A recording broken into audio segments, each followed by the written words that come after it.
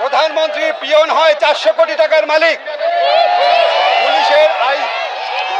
পুলিশের আইজি হয় 1000 কোটি টাকার মালিক, মানুষকে গুম করে। এত কিছুর পর তাদের রক্ত পিপাসা মিটে নাই।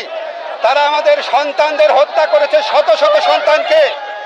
এই শত শত সন্তানকে হত্যা করে, হাজার হাজার মানুষকে আহত করে, শিশুদের হত্যা করে, আমাদের ছাত্রদের বুকে গুলি চালিয়ে এখন বলে এখন আবার আন্দোলন কিসের?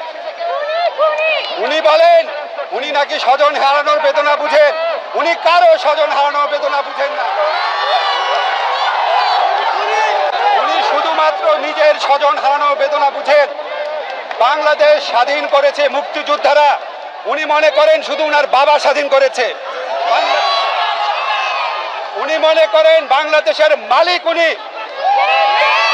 উনি আমাদেরকে কথায় কথায় বলেন উনি নাকি আমাদের ভাত খাওয়ান, উনি নাকি আমাদের বিদ্যুৎ বন্ধ করে দিবেন।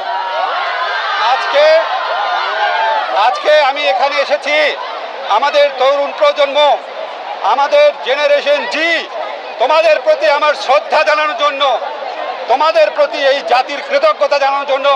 তোমরা বাংলাদেশের ইতিহাসে ব্রিটিশ আমল থেকে শুরু করে সবচেয়ে বড় স্বৈর শাসক, সবচেয়ে বড় হত্যাকারী শাসকের বিরুদ্ধে রুখে দাঁড়িয়েছ। তোমাদের জয় সুনিশ্চিত।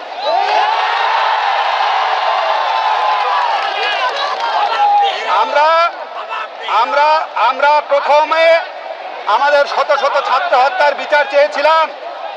আমরা আর কিছু চাই নাই। আমাদের সমন্বয়করা ছাত্র হত্যার বিচার চেয়েছিল, আর কিছু চাই নাই। এই বিচার করা হয় নাই, এই বিচার করা হবে না, কারণ খুনি নিজের বিচার নিজে করে না। কাজেই আজকে বাংলাদেশের ঘরে ঘরে আওয়াজ উঠেছে। আজকে লক্ষ লক্ষ মানুষ এখানে। আপনি অবিলম্বে পদত্যাগ করে তত্ত্বাবধায়ক সরকার ব্যবস্থা চালু করে বাংলাদেশের মানুষের প্রতিনিধিদের, বাংলাদেশের মানুষ বাংলাদেশের তাদের নিজেদের প্রতিনিধি নির্বাচন করতে পারে। এই দেশের তরুণরা তাদের ভোটাধিকার প্রয়োগ করতে পারে, তাদের জীবন এবং জীবিকা নিশ্চিত থাকতে পারে। এই জন্য তারা প্রচলিত পদ্ধতিতে তারা তাদের প্রতিনিধি নির্বাচিত করে সত্যিকারের নির্বাচন করে তারা এই দেশ পরিচালনায় অংশ নিবে। এবং আমি এটাও বলতে চাই, আজকে ভবিষ্যতের যে পার্লামেন্ট হবে সেখানে বাধ্যতামূলকভাবে তরুণ সমাজের অন্তত 50% প্রতিনিধিত্ব থাকতে হবে।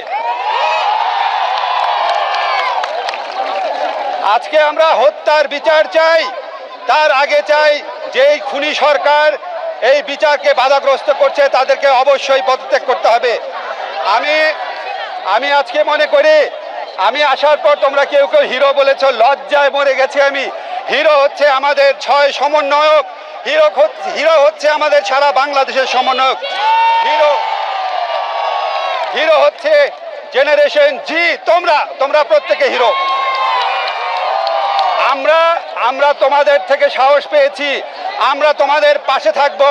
আমাদের যদি মৃত্যুও হয় আমরা তোমাদের পাশে থাকবো, এই কথা দিয়ে গেলাম।